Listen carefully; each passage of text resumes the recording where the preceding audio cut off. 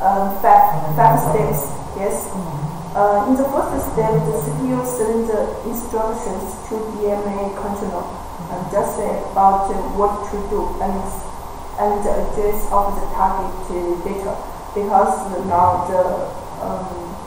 the IO device is a disk, okay, and the CPU wants to read the data from the disk to main memory, okay. So the CPU will tell the DMA controller how many blocks should be read from the buffer into the main memory, and where to store in the main memory, okay, how many and where. So the DMA controller knows when and where, okay, and the DMA controller will send a command to the disk controller. We know that an IO device controller contains registers and data buffer. Yes, registers and data buffer. So the command is loaded into the registers of the disk controller, and then this controller will send the data from the buffer to main memory. Okay, because the target address is in the bus. So the operating system know where to store the data. Yes, in the main memory.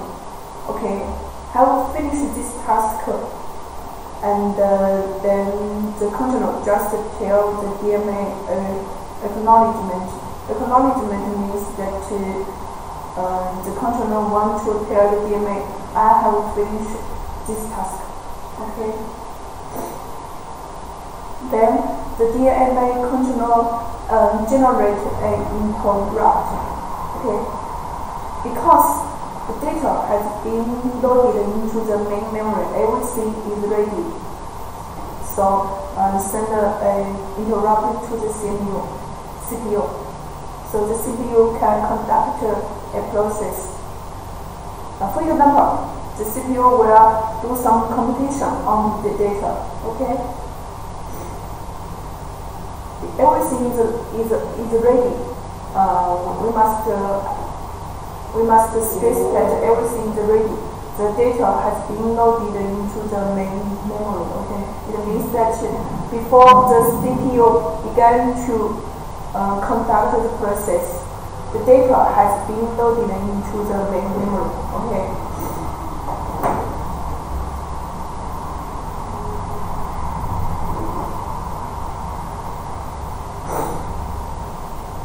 Okay, let's review some information about interrupts. We have stressed that interrupts means the CPU have something more important to do, okay, to handle. For example, our device has finished its task.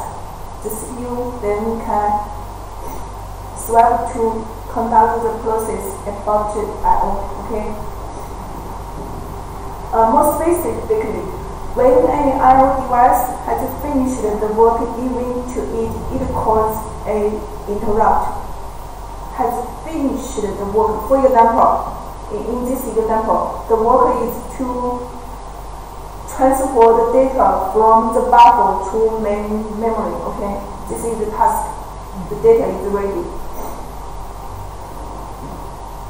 and then causes an interrupt. How to cause an interrupt? How to just asserting a signal on a bus line. Yes, this is the bus line. Yes, this shaded line is the bus line. I have here means an interrupt. Yes. How to generate an interrupt? Just send a signal in the bus line. Okay. It means that use this line.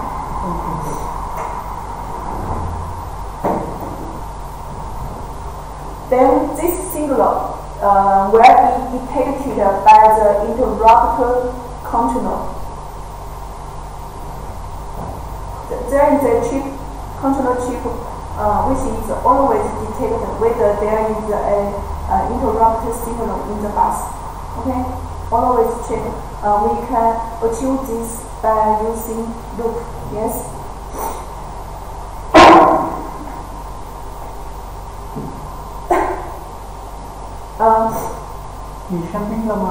Oh no, it doesn't matter. The interrupt controller chip is on the parent board. Okay, it means that this controller chip is near to the CPU, near to CPU, because it is on the parent board. Motherboard. Yes.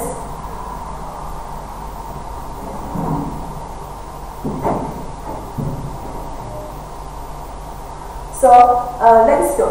If the controller detects the interrupt, this controller just puts a number on the address lines, a number, and this number specifies which device wants attention. Okay. So if the CPU decided to handle the interrupt from the number, the CPU knows which device should be pay attention to. Okay.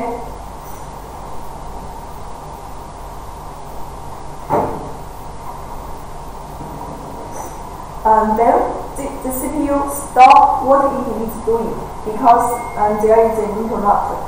Interrupt means something more important should be handled. So the CPU stops what it is doing. Okay.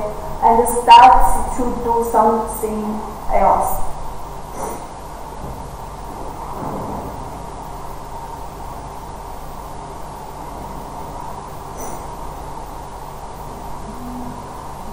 Okay, let's focus on this figure.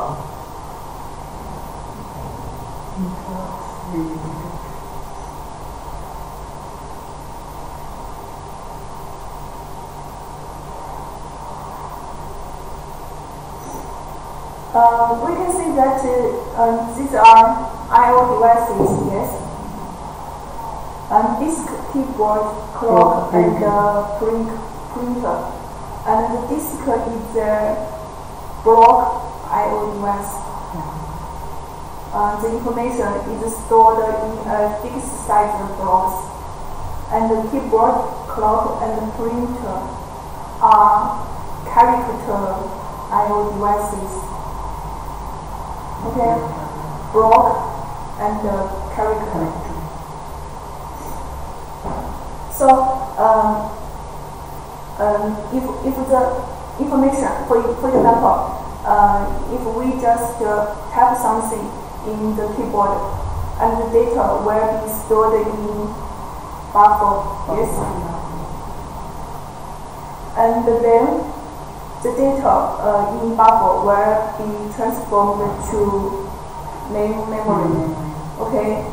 After this task has been finished, the I/O devices generate an interrupt.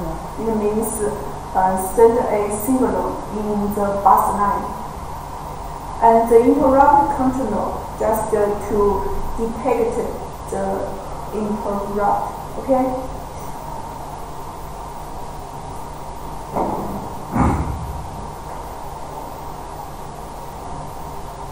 Then the CPU got the interrupt.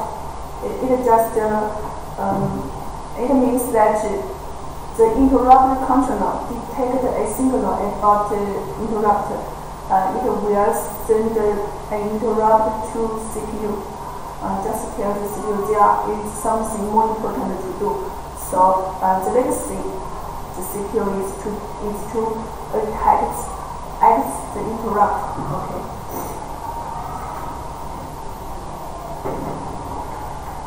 So is there any problem?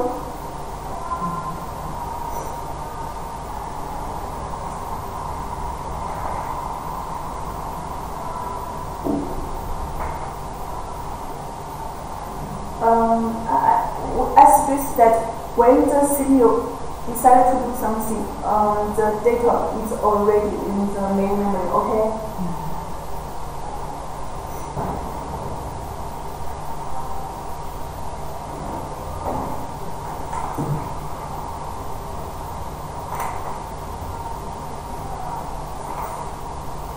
In fact, there are two types of interrupts: preset interrupt and in-preset interrupts. Two types. For a preset interrupt, there are 4 properties. Okay, 1, 2, 3, 4. I think you can read these 4 properties by yourself. 1, 2, 3, 4.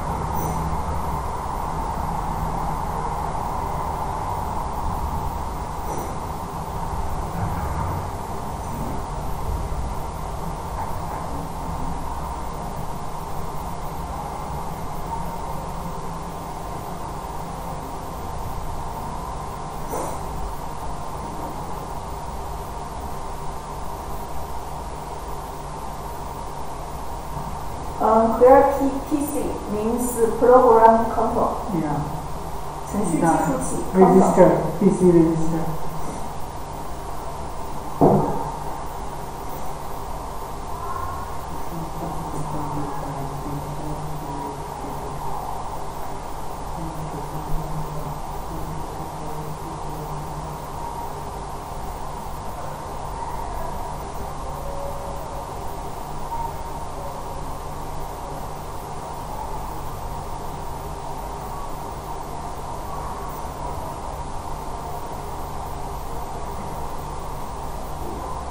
Okay, have you finished this one?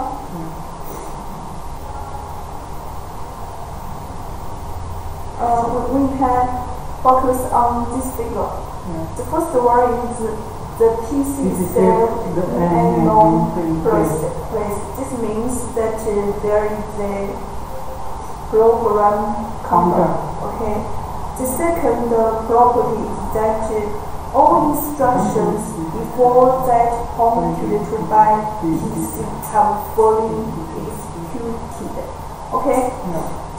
Now PC pointed by P1C. Here, yes. And the instruction before this place. Yes. This instruction.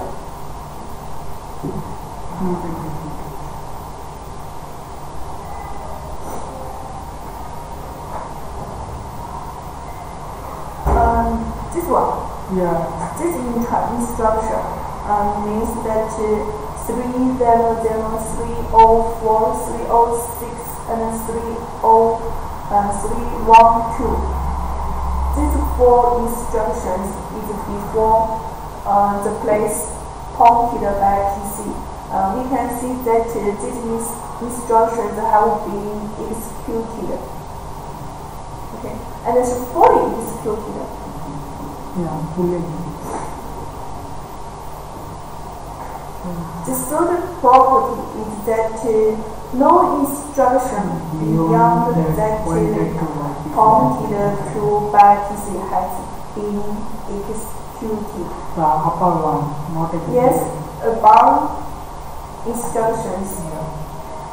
These instructions are not executed because it is behind the place that is pointed by PC. Yes. The last one, execution state of instruction pointed to by PC is known. For example, we know whether executed or not executed.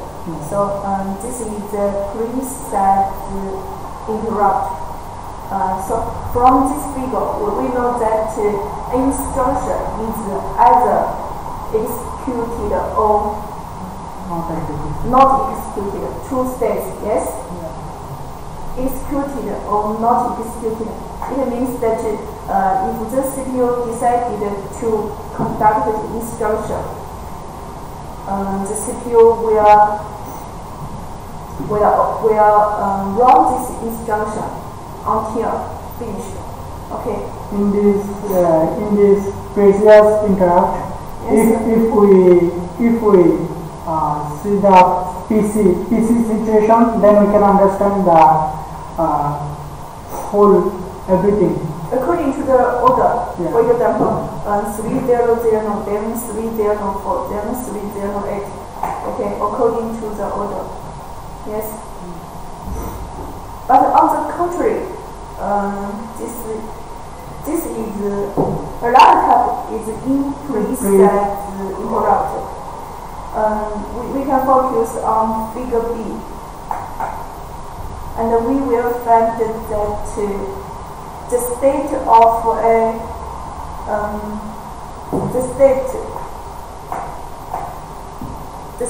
a instruction is not executed or not executed. Maybe some part have been executed. Yes. For example, we can see that 3004, 80% has been executed. Yes, but 20% has not been executed. Okay.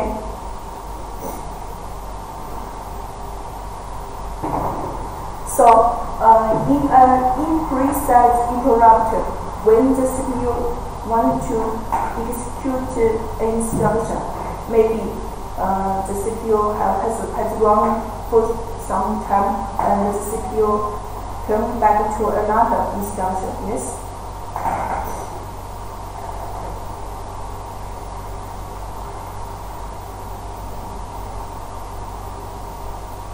So,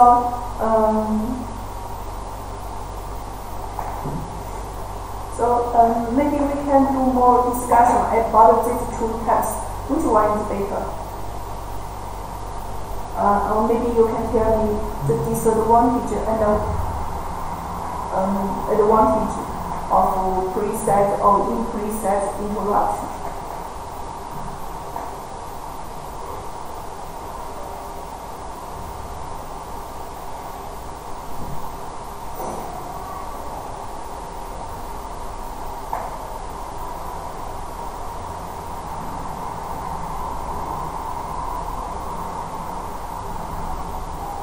Which one is more efficient? I think imprecise is more efficient. Will be more efficient. Okay, tell me the reason. Because in this previous interruption, they are whether fully or not. Do or not do. Yeah, do or not. Yes. But in the impress, what you need, you can do like that. Like yes. For example, if the interruption is to write the data to the printer, print a book. Yes. Yeah. Okay. So the data will be transformed from the main memory to the buffer of the printer. But the buffer maybe have limited capacity. Yeah.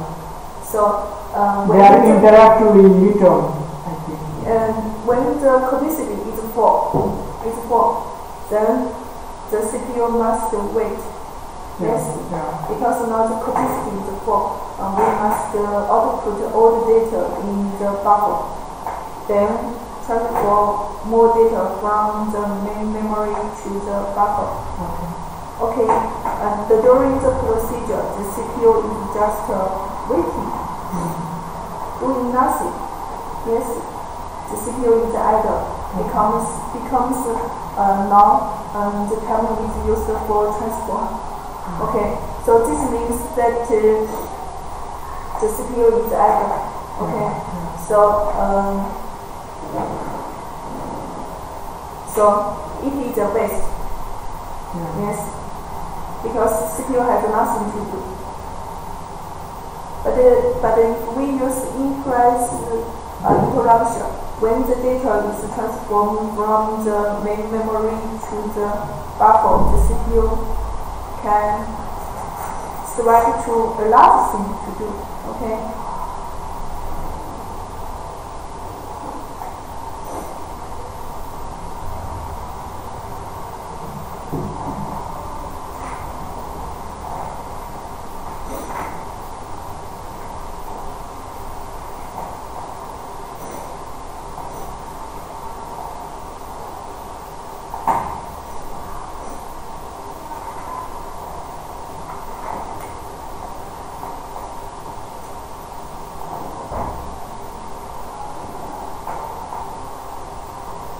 Next one, let's focus on I/O software.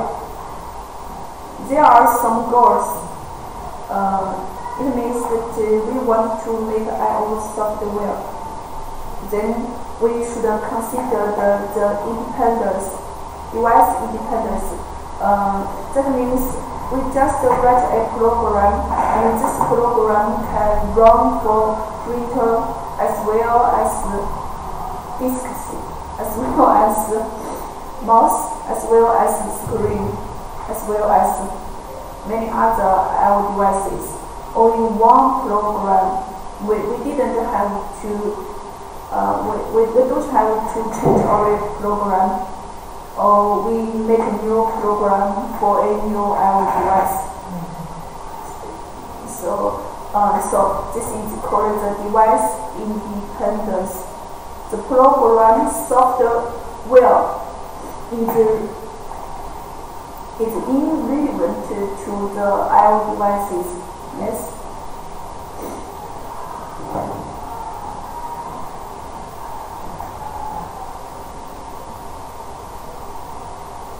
Otherwise, we should make a new program for each I/O device. Yes. Yes.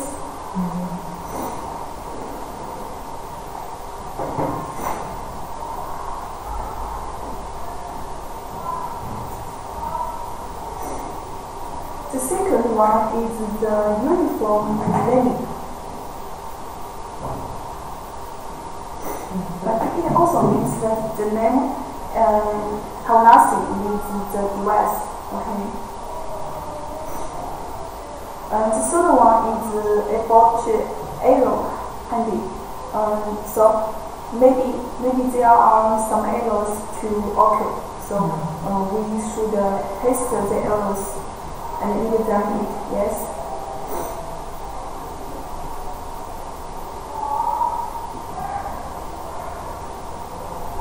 This one is synchronous and asynchronous.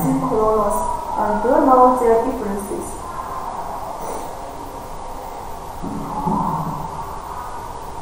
Synchronous, just like this one, means if we want to execute the instruction, we run the instruction until it finishes. This is called the synchronous. But the asynchronous means that we conduct the instruction, and during the procedure, we can swap to another. Yes. It is just called asynchronous. Okay.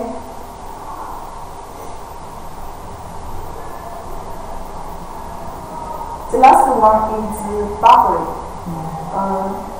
For example, if we receive some data from the internet, the data is not directly transferred to the main memory. It is just firstly stored in the buffer.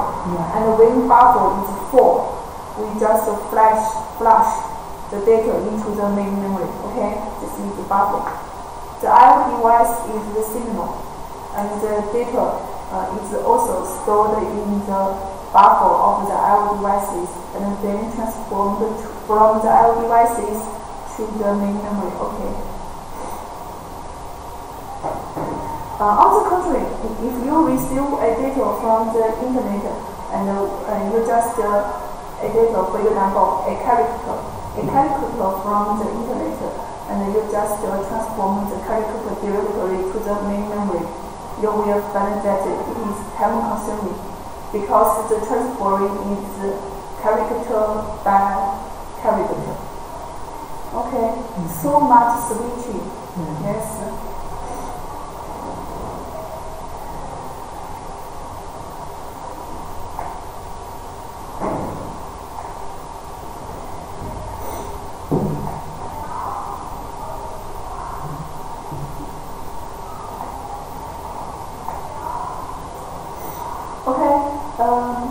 Look at this figure. This is about programmed I/O. For example, there is a string to be printed. The string is A, B, C, D, E, F, G, H. The user tells the operating system to print the string. Yes. Okay, the right one is the printed page. We all know that the operating system is running in clear space. So we first copy the string from user space to clear space. There is a tuple, T-U-P-L-E, okay? A tuple in clear space to store the string. So first copy the string from the buffer to the tuple. Okay? Yes.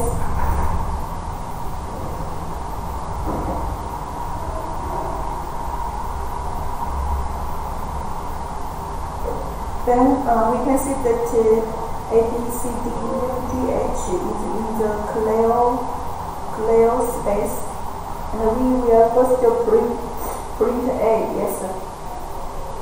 The next one is B. Okay. Then C. Okay, and so on. So let's have a rest.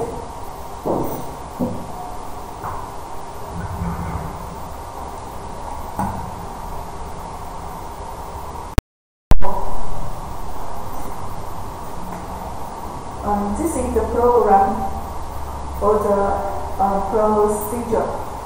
We can see that the first function is copying from user.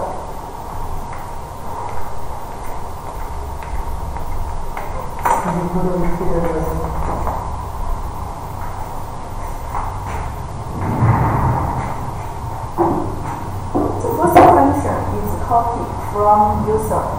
Just copy the data from buffer to a tuple. Okay, the count is how many rows or how many characters. Okay.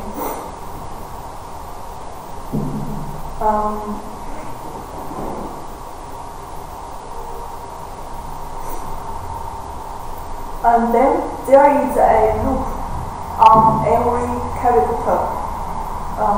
So we can see that there is a variable I must be smaller than the number of characters.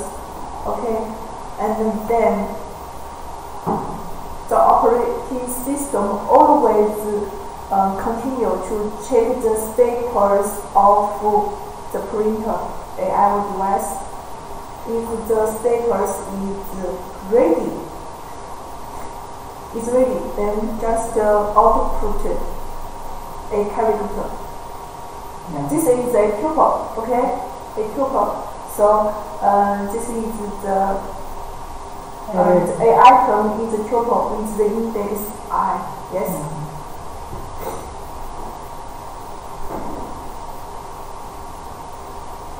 So this is Y. First A, then B, then C, then D, and so on.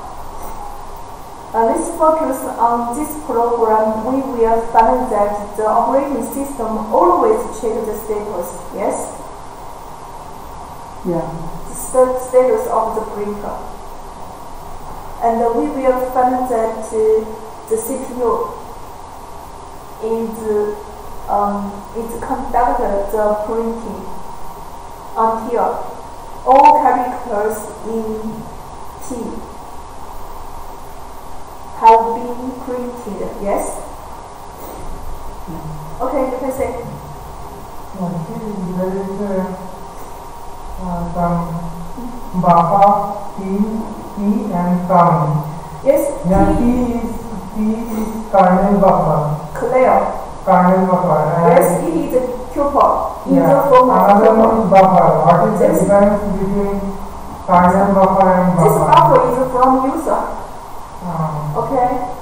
From user and user interface buffer. In clear buffer. So we can return back user space. User space. This is the buffer in the user space. Yeah. For example, you just type the characters in the keyboard, okay, and you want to print the characters.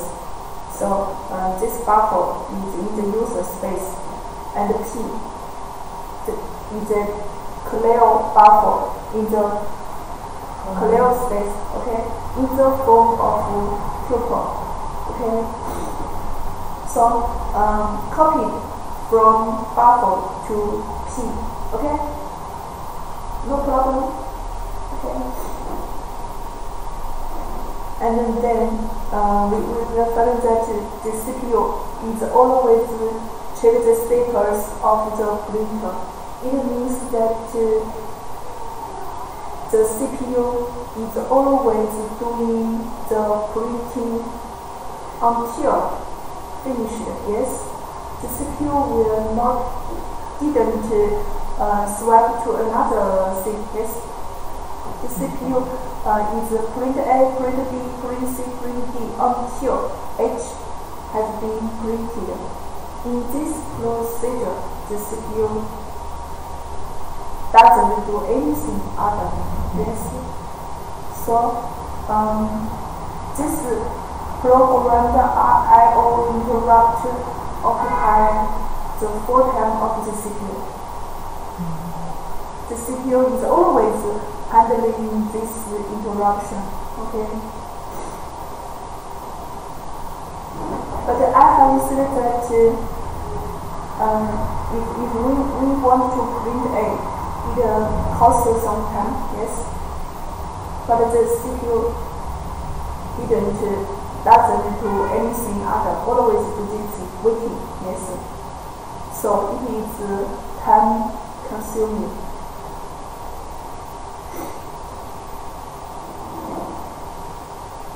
So another I/O interrupter, it is interrupt driven I/O in order to address the problem.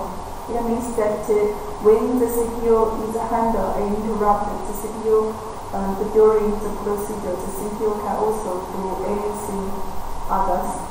Okay, so we can read this program. We just use interruption, yes. For example, the first one is also copy the data from buffer to the tuple P. This is the same, okay. The second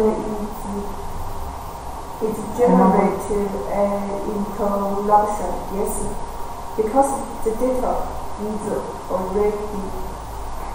ready, okay. So call a interruption, and then just check the status of the printer. It's ready or not? Yes, it is ready. We just print the character in P.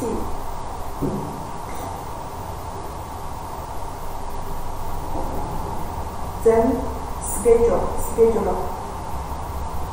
Okay, and this first figure A is the code executed at the time the printer system call is made, and the figure B is the interrupt service procedure for the printer. We can see for the printer, if count is equal to 0, it means no character need to be printed. So we just block the process, yes? Block the process. Otherwise, it means that some characters need to be printed, yes? And then the first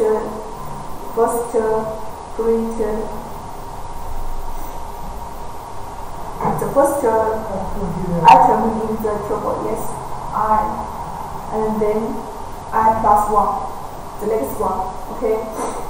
The count is minus 1 because one character has been printed. The counter stored the number of characters needed to be printed, yes?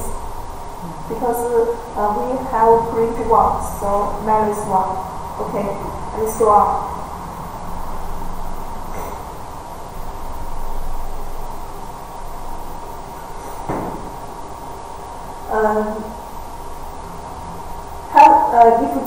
If the printer has print 1 character, it means conduct the 3 lines. The printer acknowledges the interrupt. Yes.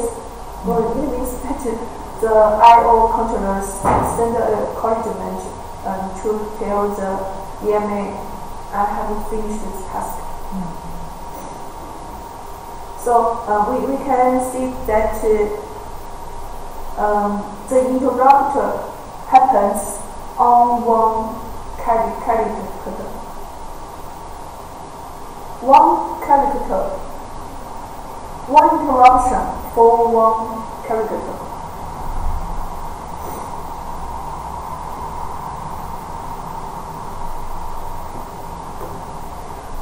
Can you get the difference between the first program and the second program?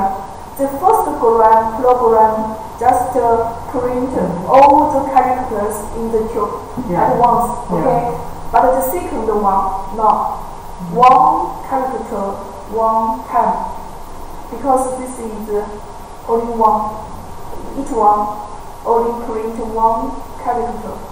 Okay, so one character, one time, and one interruption for one character. Yeah. This is one interruption for all characters. Okay, but the second one is one character for one interruption for one character. So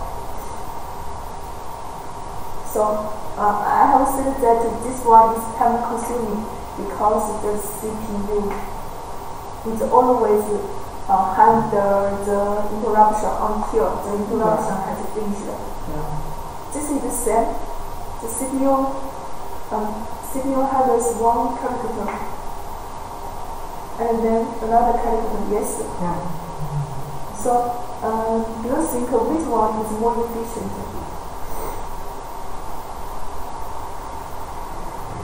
Because you can time the first one or the second one? First one, because first one is fast. Which one is faster? First one. Which one? The first one or the second one? First one. The first bigger. First one.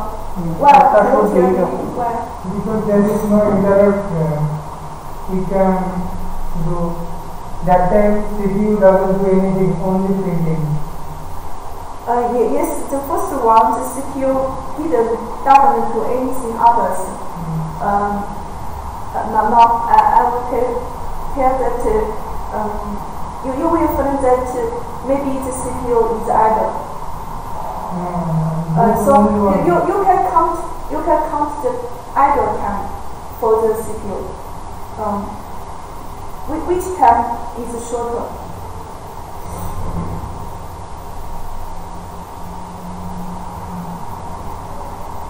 I mean that the first one or the second one, the CPU is more idle.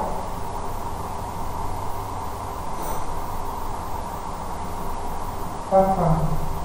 The first one. The second program. You say the first one, and then you say the second one. No. Can I see the second one? second one. You see the first one. So I can write down. You just compare. Okay, I have this. Compare the idle time for the CPU.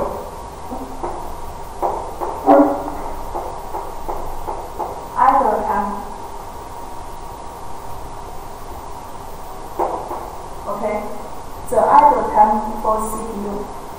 It means if the CPU is idle, it means just wasting the time because the CPU has nothing to do. And it is not efficient. Yes. Okay. Nothing to do means it is not efficient. So we just compare the idle time for the first program and the second program. Maybe you can say that the idle time is longer for the first program. Maybe it is longer for the second program. So can you tell me which program is longer for the idle time?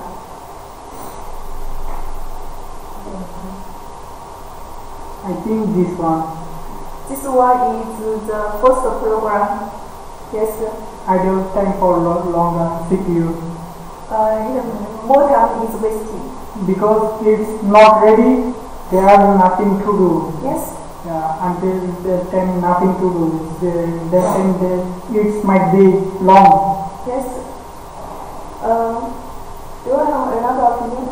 No, Yes. The first one, we are wasting more time because the CPU is always handling this interruption until it is finished. A, B, C, D, E, F, G, H has been created. Okay. But for the second one, if A has been created, the CPU can do something others. And in this time, just copy the character from tuple to the printer. Yes, from the tuple to the registers in the printer. Okay. So for the second one, the CPU will be easy than the first one. Okay. So the second one is more efficient. The second one will be more efficient. But there is also the problem. The problem also exists because when we handle a character, the CPU will do nothing else. Yes, and there are we always require the CPU because the CPU have to take part in this process. Yes. So it is also wasting time. And then we have another way using DMA. So I think we can read the programs about using DMA.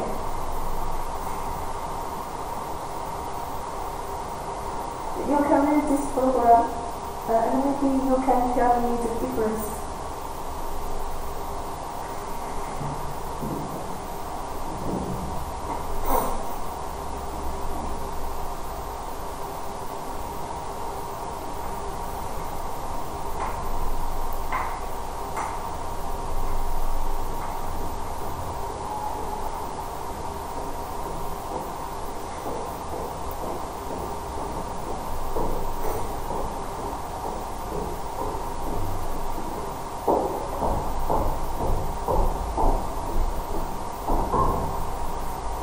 The first one is this one. The first one is from user sent by DMA controller. Yes. And DMA controller will work with the IO controller. What to do? Yes. Then it will do main memory.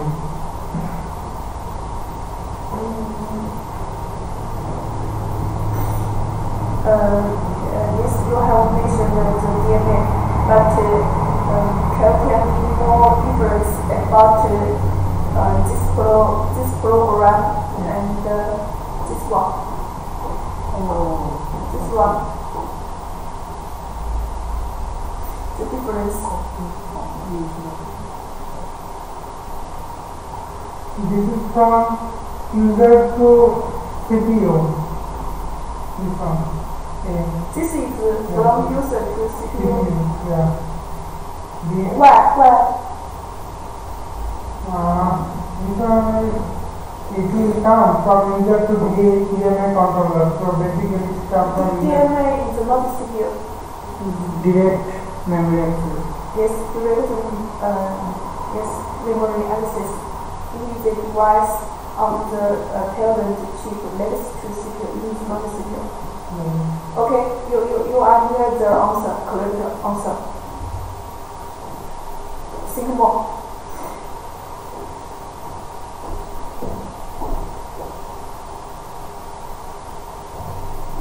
You just mentioned that just use DMA, yes. But this program we didn't see DMA. Yeah. Okay. It is about CPU. Yes, CPU takes part in the introduction, but in this program, instead of CPU, DMA takes part in introduction. So it means that we use DMA to control and handle the interruption instead of CPU. So the CPU can do anything it wants. Yes? Okay, this is the main difference. Just copy the data from the user buffer to the tuple in the clear space, and then the DMA controller. It doesn't make a schedule. So the DMA will tell the printer what to do. Yes? And if the printer has finished the task, it just make an acknowledge on the interrupter and unblock user. Because the task has finished, so unblock instead of block. Okay. So in the third method, the CPU doesn't take part in the interruption, just the DMA. So this way is more efficient because we didn't have to request the CPU. If we want to request the CPU, we have to send the signal in the bus line, the address in the bus line, and waiting for CPU. Yes. But now we just tell DMA, okay, the DMA can handle the interruption. We all know that there are so many things the CPU has to handle. Yes. It includes the interruption. Okay. So CPU is very easy.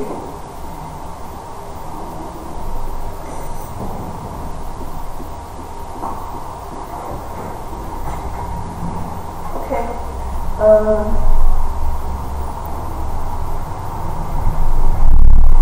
You can watch this video about input and output. You can get out of this really stifling heat, so we'll see what we can do here. But in this class up till now, we basically learned how to manage the CPU and memory. And what's kind of interesting is if you're a computer architect and you go that direction, you can get through a whole set of courses without ever actually learning how to manage CPU or memory, or doing anything but managing CPU and memory, and you never learn about I/O. Problem is, without I/O, what do you got? Nothing, right? You've got a bunch of power wastage. And so computers are basically disembodied brains or something, whatever you want to look at it. thousands of devices, everyone's slightly different. The question is, how do they all work together? Well, that's a question of I/O. And that's why any course without a discussion of I/O that claims to be an operating systems course is probably confused. And in that discussion of I/O, there's lots of interesting topics. So devices are unreliable, so medias fail, transmissions have errors, and the question might be how do we make them reliable? These different devices that we have to connect to, how do we make them have enough standardized interfaces we can talk to them? All right, these are all interesting questions. Devices are unpredictable, so when I go to say write or read from a device, I don't really know exactly how long it's going to take, and I have to make sure that my operating system can deal with variability in performance, variability in reliability, variability in interface to the hardware. Okay, so that's what we're going to talk about next. Basically how to deal with I/O. And if you remember, way back when, I kind of put up a picture like this, and we've been sort of floating above this protection boundary, plus a little bit of the protection boundary as we've talked about memory. But really, I sort of, in the very first days, I said, well, your program's really in storage, it's got to be pulled into memory, and then, well, there's some networking, that's got to be somehow interact with the operating system. In reality, there's actually buses and controllers and all that sort of stuff, so there's a lot of things under the covers that we've never discussed. Okay? And making this all work cleanly is important because the programmer doesn't want to have to worry about details of which bus something's coming off. Okay? That would be just a bad operating system. So, in a picture, if you look, we've been talking about this. We've got processors with registers and caches and so on. We have some main memory, but now we have some interesting questions here, like we have I/O controllers, which are going to write to disk. They're going to do DMA from devices in the main memory and so on. We're going to have disks and SSDs and so on. Okay. All right. So let's start the question by start the topic here a little bit by talking about some of the granularity issues. So we have bytes and we have blocks. So that's going to be one of our first distinctions. A lot of things that interact with individual characters like keyboards and so on are all byte-oriented, but disks are block-oriented. So if you were to look at a disk, there's no way on a disk actually to talk about a group of bytes that's smaller than 512 or 1024 because the thing is fundamentally block-oriented. When you start talking about access patterns, are you accessing something sequentially or randomly? Okay, so what's a good, some devices like tapes or other things that you'll probably not encounter are fundamentally sequential. Things like disk and so on are random, but you can use a disk in a sequential fashion. So what's the most common thing you guys probably do a lot that is basically sequential use of lots of disk space? Yeah. Movie, great. Right? So there's an example where the access pattern is fundamentally sequential. Okay? Somebody give me a good example of a random access of disk. Yeah. Yeah, database, great example, right? You're reading and writing from different parts of the database, okay? And then we've got sort of, when we're transferring to and from a device, there's lots of ways to find out whether the transfer happened. So, polling, we can say, are you done yet? Are you done yet? Are you done yet? Right? Versus interrupts, you actually get a notification that comes in, and there are times when polling makes sense and times when interrupts make sense. And we'll try to understand that trade-off a little bit. Okay, question? So, and then finally we're going to talk about transfer mechanisms to and from the device, like are we going to do programmed I/O or are we going to do direct memory access? So hopefully these are all terms that will be clear to you guys when we're done. So if you look at the kernel, here's a great example of a typical kernel. In fact, this one is Linux. That if you look, we have the system call interface, which you've now become very familiar with. Just underneath that, typically there are several different portions of the kernel. Memory management and virtual memory, we just spent a lot of time talking about. Oh, okay. That's all for this after.